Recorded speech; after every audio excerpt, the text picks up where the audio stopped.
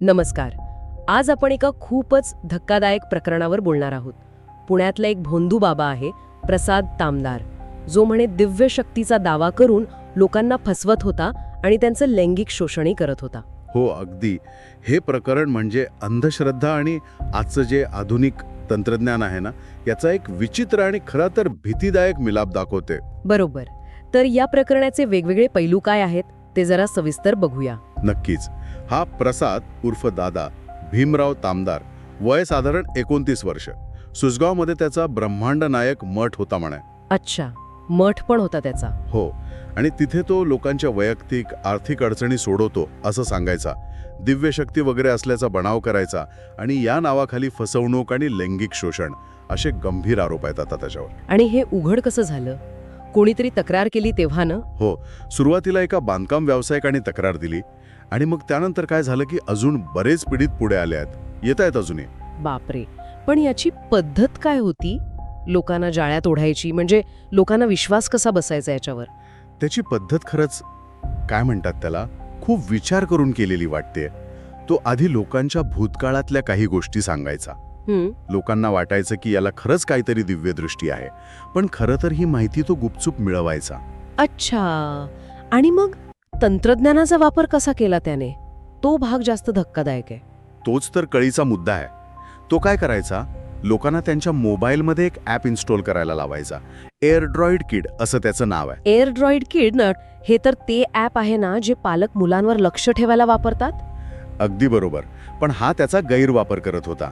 हे app install केल्यावर त्याला त्या फोनचा पूर्ण ताबा मिळायचा, म्हणजे ॲडमिनिस्ट्रेटर लेवलचा ॲक्सेस. अरे देवा.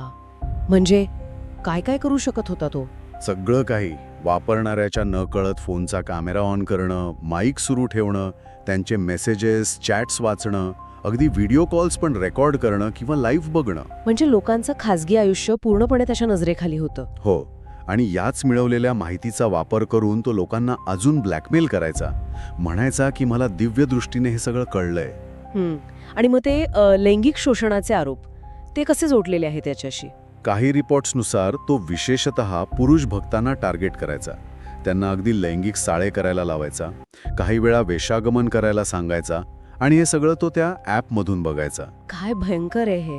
म्हणजे हा प्रकार केवळ फसवणुकीचा नाही तर? नाही, यात तंत्रज्ञानाचा गैरवापर आहे, मानसिक छळ आहे, तो म्हणे समलैंगिक आहे आणि पुरुष भक्तांना लक्ष करायचा. एवढंच नाही, लोकांना गुंगीची औषधं म्हणजे झोपेच्या गोळ्या देऊन त्यांच्यासोबत अश्लील चाळे केल्याचंही समोर आलंय. हो, आणि जर कोणी विरोध केलाच तर त्याची पद्धत अजून भयानक होती. काय करायचं तो? एका कागदावर तारीख लिहायचा आणि सांगायचा की ह्या तारखेला तुझा मृत्यू होईल. विचार करा समोरच्या माणसावर काय मानसिक परिणाम होत असेल याचा. खरंच, मृत्यूची भीती म्हणजे माणूस पूर्णपणे हतबल होऊन जाईल. अगदी. आणि हे सगळं तो लघुदोष किंवा अशा काहीतरी काल्पनिक समस्या दूर करण्याच्या नावाखाली करायचा. मठासाठी देणग्या पण घ्यायचा. एकाकडून तर 15,000 रुपये घेतल्याची तक्रार आहे. पण हे सगळं थांबलं कसं? म्हणजे कुणाच्या तरी लक्षात आलं असणार ना हे ॲपबद्दल? हो, एका भक्ताचा फोन सतत गरम व्हायला लागला. त्याला काहीतरी संशयास्पद वाटलं. अच्छा. त्याने त्याच्या एका मित्राला दाखवला फोन, जो IT मध्ये काम करतो. त्या मित्राने तपासल्यावर मग हे छुपे ॲप सापडले. आणि मग त्याने इतरांना सांगितलं? हो, त्यांनी इतर भक्तांना सावध केलं. त्यांच्याही फोनमध्ये ते ॲप सापडलं आणि मग मात्र सगळ्यांनी मिळून हिंमत केली आणि पोलिसांकडे गेले.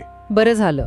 पोलिसांनी मग काय कारवाई केली? काय काय सापडलं त्याच्याकडे? पोलिसांनी जेव्हा तपास केला तेव्हा त्यांनाही धक्का बसला. त्याच्याकडून 6 पेनड्राईव्ह, 3 मोबाईल फोन, एक डिजिटल पॅड, 4 मेमरी कार्ड्स जप्त केले आहेत. आणि त्यात काय असू शकतं? तेच सगळं रेकॉर्डिंग वगैरे?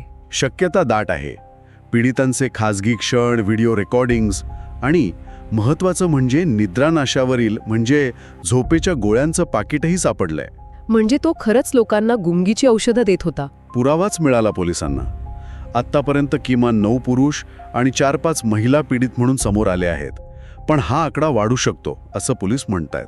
कोणत्या कलमांखाली गुन्हा दाखल झालाय? त्याच्यावर फसवणूक म्हणजे कलम 420, विनयभंग कलम 354, IT ॲक्टचं कलम 66E जे खाजगी आयुष्याच्या गोपनीयतेचा भंग करण्याबद्दल आहे, आणि आपला महाराष्ट्र जादूटोणा विरोधी कायदा, या सगळ्या अंतर्गत गुन्हे दाखल आहेत. सध्या तो पोलीस कोठडीत आहे. पोलीस आता या सगळ्या डिव्हायसेसमधला डेटा तपासत असतील.